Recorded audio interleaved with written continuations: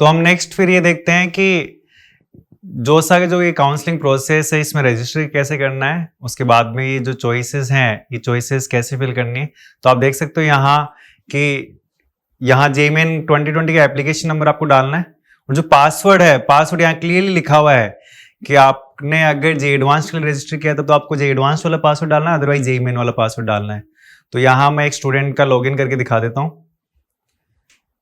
फिर जो पासवर्ड है, ये जो स्टूडेंट है जे एडवांस के लिए रजिस्टर किया हुआ है तो इसका जो पासवर्ड है हम जे एडवांस वाला डालेंगे, ठीक है। तो जे एडवांस वाला पासवर्ड डाल दीजिए, फिर यहाँ जो सिक्योरिटी पिन है वो सिक्योरिटी पिन डाल दीजिए। ये अगर आपको ये पिक्चर क्लियरली नहीं हो तो यहाँ रिफ्रेश वाला बटन करके भी आप कर सकते हो, नई पिक्चर आ जाएगी आपके पास में। तो फिर जैसे आपने पासवर्ड डाला तो इसके बाद में आपके पास में टर्म्स एंड कंडीशन आ जाएगी, तो हम आई एग्री कर देंगे। आप जैसे आई एग्री करोगे तो अब यहाँ देखिए आपकी डिटेल्स आएंगी। डिटेल्स, अब आप ये डिटेल्स चेंज नहीं कर सकते, पर नीचे कुछ डिटेल्स हैं वो आप चेंज कर सकते हो। For example gender, nationality, state, code of eligibility, मान लो ये आपने गलत फिल कर दिया तो ये आप चेंज कर सकते हो। तो यहाँ हमें इस पर्टिकुलर केस में चेंज करने की जरूरत नहीं है।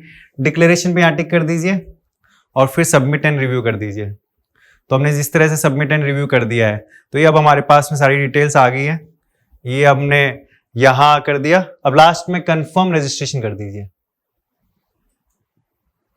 Are you sure you want to confirm registration, मतलब इसके बाद में ये डिटेल्स चेंज नहीं होगी, ध्यान रखना ये जो डिटेल्स हैं इसके बाद में चेंज नहीं होने वाली है। ओके कर दीजिए।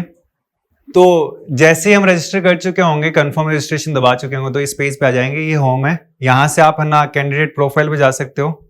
ये कैंडिडेट प्रोफाइल आपका पूरा डिटेल्स बता रखा है, वैसे डिटेल्स अब हम चेंज नहीं कर सकते। यहाँ आपकी जेईमेन की रैंक है, यहाँ जे एडवांस की रैंक है, या आपका एप्लीकेशन नंबर है, या आपकी बाकी सारी डिटेल्स है।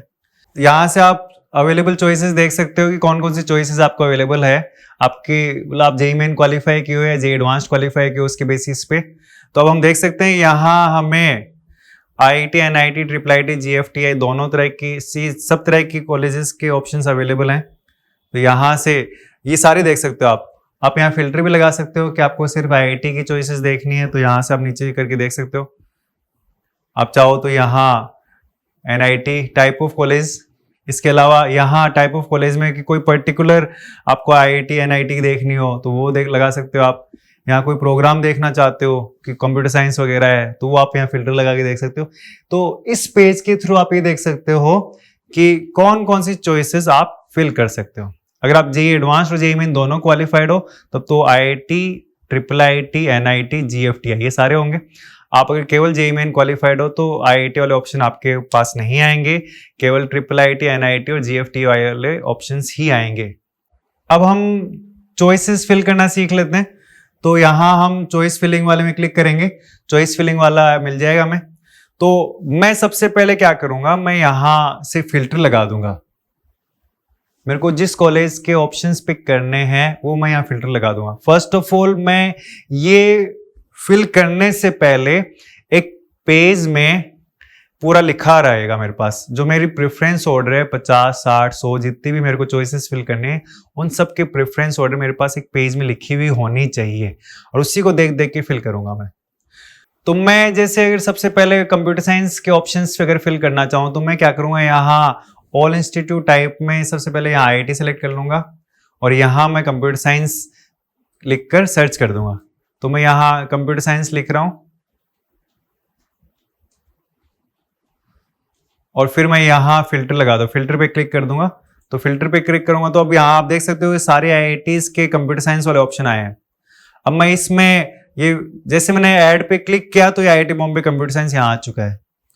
अब मैं यहाँ जैसे IIT दिल्ली का कंप्यूटर साइंस यहाँ रखना चाहता हूँ तो आप देख सकते हो, आप मैंने जो सेकंड नंबर पे IIT Delhi computer science add किया तो यहाँ आ गया। अब फॉर एग्जांपल मैं जैसे IIT कानपुर का कंप्यूटर साइंस अगर रखना चाहूँ यहाँ तो IIT कानपुर का कंप्यूटर साइंस, IIT खड़गपुर का जो कंप्यूटर साइंस है वो कंप्यूटर साइंस रख दिया। फिर IIT जैसे मान लो IIT कानपुर का कंप्यूटर साइंस ये रख दिया, फिर IIT गांधीनगर का रख दिया, फिर जैसे यहाँ जैसे मान लो कि अपन IIT मद्रास का रख दिया। अब मैं जैसे फिल किया तो मैंने देखा कि यार ना ये ऑर्डर थोड़ा सा गड़बड़ हो गया, IIT कानपुर का हमें ऊपर करना था और IIT खड़गपुर नीचे करना था। तो मैं अब यहां से इसमें अप पे क्लिक कर दूंगा तो मैं देख सकता हूँ आईआईटी कानपुर का जो है वो 3rd नंबर पे आ गया और आईआईटी खड़गपुर का वो 4th नंबर पे आ गया। फिर मैंने देखा कि यहाँ आईआईटी गांधीनगर ऊपर आ चुका है, आईआईटी मद्रास नीचे आ चुका है। मैं चाहता हूं कि आईआईटी मद्रास जो है वो यहाँ दिल्ली के बाद में हो, तो मैं एक ऑप्शन तो मेरे पास ये है कि मैं यहाँ इसको एक एक करके ऊपर ले जाऊं। तो एक एक करके ऊपर ले गया तो अभी मद्रास 4th नंबर पे आ चुका है और ये मद्रास अब 3 नंबर पे आ चुका है और बाकी जो सारी चॉइसेस वो एक एक नीचे खिसक चुकी है। तो ऐसे ही फिर मैं बाकी और भी चॉइसेस यहां से फिल कर लूंगा। मैं ऐसे एक बार रैंडमली एग्जांपल के लिए ऐड कर रहा हूं, ठीक है। अब मैंने सारी चॉइसेस फिल कर दी तो मैं सबसे पहले यहां सेव एंड कंटिन्यू करूंगा। ये ध्यान रखना, आप बीच बीच में सेव कर सकते हो, क्योंकि कई बार क्या होता है कि हम मान लो हमने 50 चॉइसेस फिल कर दी और फिर लाइट चली जाती है और हमारा कंप्यूटर शट डाउन हो जाता है या फिर मान लो इंटरनेट डिस्कनेक्ट हो जाता है। तो इसलिए इट इज बेटर कि आप है ना बीच बीच में सेव एंड कंटिन्यू करते रहें। आपने अगर सारी चॉइसेस फिल कर ली है तो आप save and go to home कर दीजिए।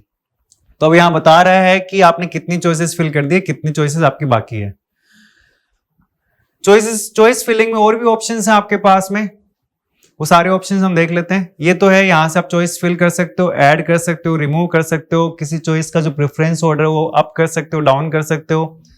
इसके अलावा आप यहाँ जो आपने चॉइसेस फिल की है इनको भी आप मैनेज कर सकते हो। आप यहां देखिए, जैसे ये है, आप इनको एक साथ ऊपर नीचे कर सकते हो। जो आपने वो प्रोसेस वहां किया है वो आप यहां कर सकते हो। जैसे आपने यहाँ मद्रास वाले को अप किया, कानपुर वाले को अप किया तो ये कानपुर हो, एक बार और किया तो 2nd नंबर पे आ गया। इसको आप एक एक करके नीचे भी ला सकते हो, ठीक है। तो इस तरह से आप कर सकते हो। पर ये ध्यान रखना, जो भी आप चेंजेस करो और आप चाहते हो चेंजेस मेंटेन रहे तो आपको यहाँ सेव चेंजेस करने पड़ेंगे। तो यहां आपको बता दिया कि भाई आपने ये चॉइसेस हैं वो सेव कर दी है। फिर इसके अलावा एक और है चॉइसेस रीअरेंज। कई बार हमें बहुत सारे चॉइसेस का अरेंजमेंट चेंज करना होता है। तो जो मैनेज फिल चॉइसेस में क्या था कि वो एक एक को ऊपर नीचे वहां कर रहा था, जबकि यहां से आप यहां से जो ऑर्डर है वो मैनुअली यहां लिख सकते हो। जैसे मान लो मैं चाहता हूं कि ये वाली जो ब्रांच है ये 1st पे हो, ये 2nd पे हो, फिर ये 3rd पे ब्रांच यहाँ हो, तो मैं यहाँ से जो नया ऑर्डर है वो यहाँ लिख दूंगा और फिर वही सेव कर दूंगा। मैं यहाँ नया ऑर्डर लिखकर यहाँ सेव कर देंगे तो जो नया ऑर्डर है वो हमारे पास यहाँ सेव हो जाएगा। क्लियर है? आप चाहते हो कि 2 चॉइसेस को इंटरचेंज करना चाहते हो तो यहां से आप ले कर सकते हो, भाई आपने जो फिल किया है ये, और आप चाहते हो कि ये वाली जो ब्रांच है ये दोनों इंटरचेंज हो जाए तो आप इस तरह से कर दो तो दोनों चॉइसेस इंटरचेंज हो गई है, ठीक है। अब आप देख सकते हो कि अगर हम चॉइसेस को देखें तो आप यहां से देख सकते हो आईआईटी जम्मू वाली जो है वो आईआईटी मद्रास के साथ इंटरचेंज हो गई है।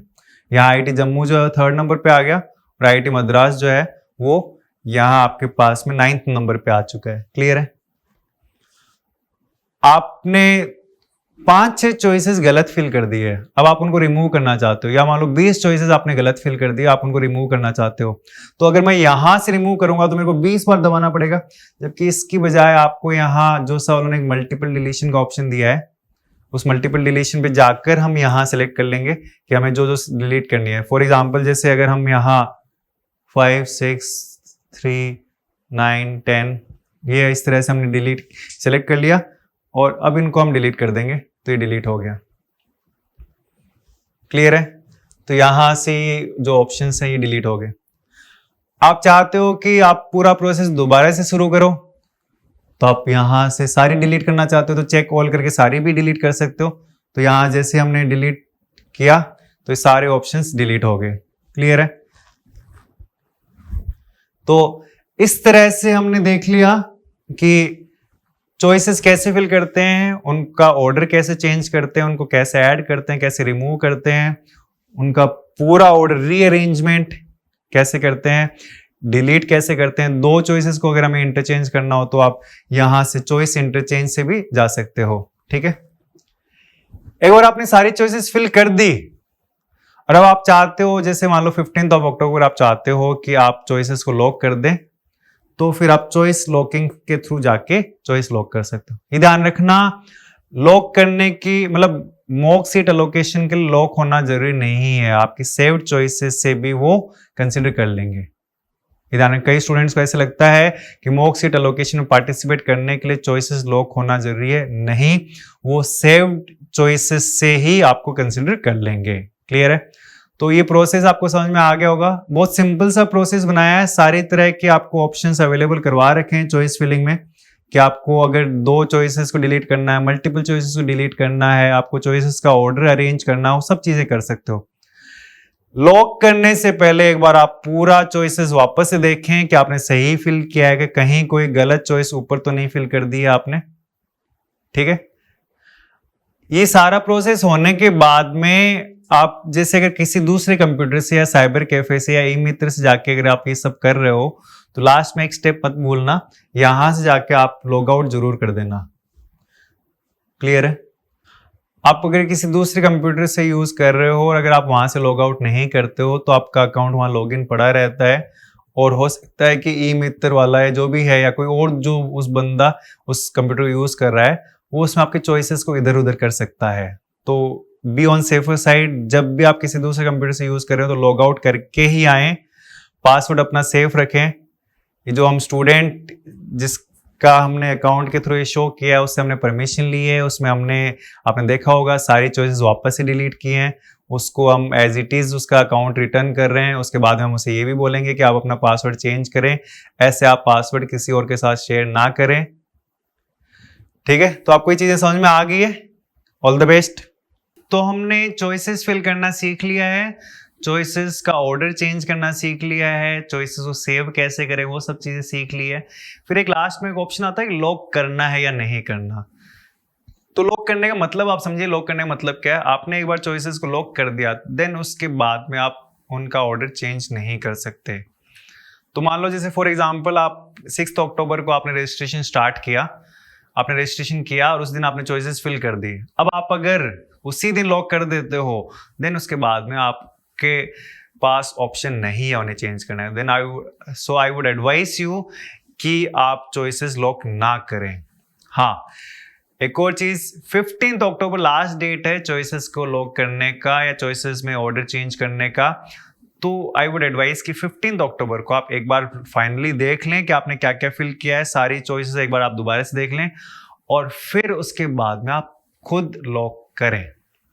क्योंकि पिछले 1-2 साल में 1-2 एग्जाम्पल ऐसे मिले हैं जहां स्टूडेंट ने पहले बीच में चेंज कर दिया था, फिर वो भूल गया था, उसे लगा कि उसने चेंज कर दिया है और वो फिर भूल गया एंड लास्ट में ऑटोमेटिकली लॉक हो गया।